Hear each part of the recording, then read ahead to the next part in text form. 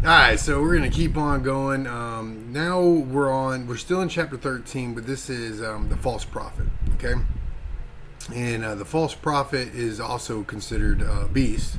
There's the first beast and the second beast.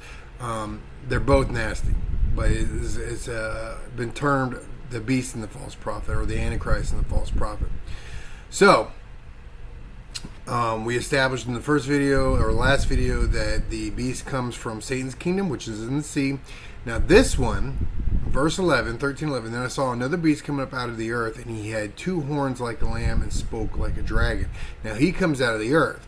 That's man. We're made out of dirt, which means earth. Okay, that's what that is. So this one comes out of man. This guy is a man. All right.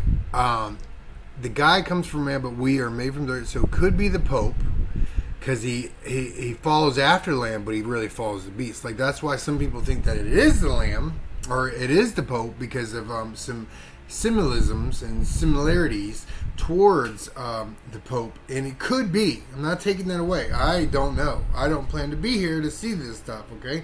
But I don't know. But I do think that it's another one that we could just analyze and consider. And I'll get into that. In verse 12, and he who exercises all authority of the first beast in his presence and causes the earth and those who dwell in it to worship the first beast. Why this could be the Pope? Because he's the head of Catholicism, head of Christian religion in the world during the tribulation.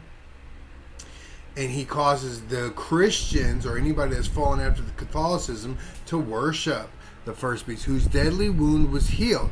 He performs great signs, so that he even makes fire come down from heaven on earth in the sight of men, and deceives those who dwell on the earth by those signs, which he was granted to do in the sight of the beast, telling those who dwell on the earth to make an image to the beast, who was wounded by the sword and lived. Now, again, I think this can either allude to supernatural activity, or it can allude to human technology. Okay? Now, when Jesus said this, the time of Noah will also be like this time. What happened during that time? Angels came down and gave man forbidden knowledge, in a sense. They gave them advanced knowledge. Okay, that's what all these pyramids and all these things that was created, that we can't even to this day explain how they were made, because they were made by people that work from this reality, which is the fallen angels. Okay, not aliens. I mean, they're the aliens in the sense that they originate from this earth. They originate from heaven, but they're not some kind of green men. This is satanic. This is people who are fallen. Okay, they are evil. Now, I think this could be Yuval Noah Harari, who is now, I'm thinking he's now the leader of the WEF. If he's not the leader, he's the second in command. If you don't know who the WEF is, it's the World Economic Forum. They are evil. They're the ones who are bringing about the global unity, which sounds good in theory. But when the Bible tells us that when you see a one world order, look out, because the end is near. Okay?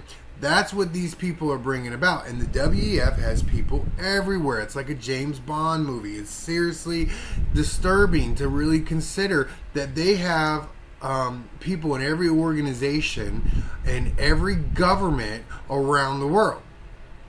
Okay, so now we're looking at the WEF as being this, and who is in head?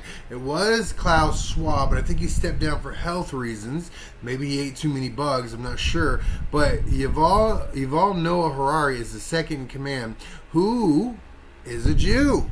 Okay, and he has said some of the most blasphemous stuff. If you've listened to anything he said in the last couple of years, it should make you angry. Some of the stuff that spews out of his mouth is disgusting and vile and blasphemous against the Holy One, which is what this person says, or which is described for this person.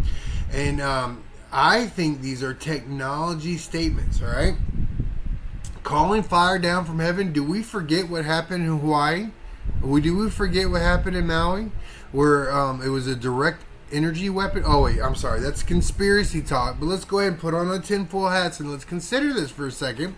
That there was a laser that was pointed to our Earth, which they have said that they have the technology. People have claimed that there is a possibility that this is to be accurate, but if to say it was used on us is now conspiracy. So anyways, maybe that's what this is. Calling fire from heaven is a direct energy weapon, okay? A laser, okay? Like a James Bond movie. Maybe I'm just going too far into this and I've dived off the deep end, or maybe there's some actual real truth behind this. Let's consider it at least, okay?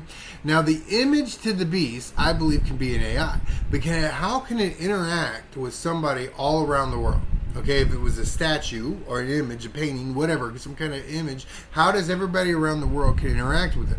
If it's AI, then that's how they do it, okay? And it's an AI that's made in the image of the beast, made in the image of the Antichrist, okay? Now, verse 15, he was granted power to give breath to the image of the beast, that the image of the beast should both speak and cause many as would not worship the image of the beast to be killed. All right, this whole image in the whole world interacts with it. There's got to be some sort of AI programming in social media, which points to technology statement. So it's not necessarily the Catholic Church, because I don't see the Pope being able to have all this authority over technology. I could be wrong. I have no idea. I really honestly have no idea, but I think the evidence points towards more of a technology statement than of a religious statement, okay? So these are things that we need to consider, that this could be technology. He causes all, both small and great, rich and poor, free and slave, to receive a mark on their right hand or on their foreheads, that no one may buy or sell except one who has the mark or the name of the beast. And the number of his name, no one is allowed to participate in the world unless they come in alignment with Satan and the beast. The only way to make sure the whole world has a mark is to be chipped or tracked. This again is a technology statement. It points to transhumanism, okay? He causes all, both small and great, everybody on the earth, to receive a mark in the right hand. This points more to a microchip or Neuralink or being able to be tracked. How can you tell that that person in that city over there doesn't have the mark? Okay, you have to go physically and check to see if they can track it. Okay, all right, we have we're reading in our satellite imageries, we're reading 80 people live in that city over there, and only 60 have the mark. Only 60 of them are chipped, so we need to go get the rest of those chipped, and if they're not chipped, then we behead them. That's what's going on during the tribulation. There's more evidence that points towards transhumanism than just simply a mark, okay? I know it's conspiracy. I know it's wild. I know it's far-fetched. I know it's just really science fiction. But if you listen to what the WEF has said, the technology that they own right now, that they're broadcasting, they're telling the world about, it's not far-fetched. They tell you all the time that they have all this all this technology, all kinds of stuff that points to this direction. The technology's here. We don't have much time, okay? Now, in the next video, I'm going to get into it. But here is wisdom. Let him who understanding calculate the number of the beast for the number of man. His number is 666. What is the number of man? It is 6. The number of man is 6, okay? So what is being said here is that it's about man. It's about man, man, man. What can we do as man? What can we do? How can we bring about the future? How are we, man, going to fix these problems that man created? And I think that it points more to humanism, and which points again to the technology statement of transhumanism. Okay?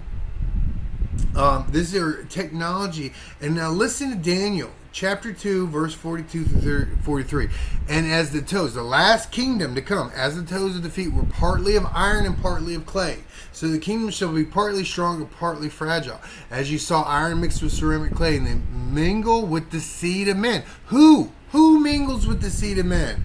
But they will not adhere to one another, just as iron does not mix with clay. This is again technology statements, okay? Iron is machine. Clay is dirt. Clay, dirt, man mixed with machines. It's transhumanism. This last kingdom of the 10 toes is a transhumanism kingdom. And that's what's being said here, is that these people, the Nephilim are trying to mix with the seed of men, but they can't stick to it because they don't belong together. All right, that's what's being said. In the next video, I'm going to talk about the mark of the beast and why I'm going to show you what I think it is and why it points to transhumanism. All right, but I think the false prophet is Noah Yuval Harari. All right, God bless.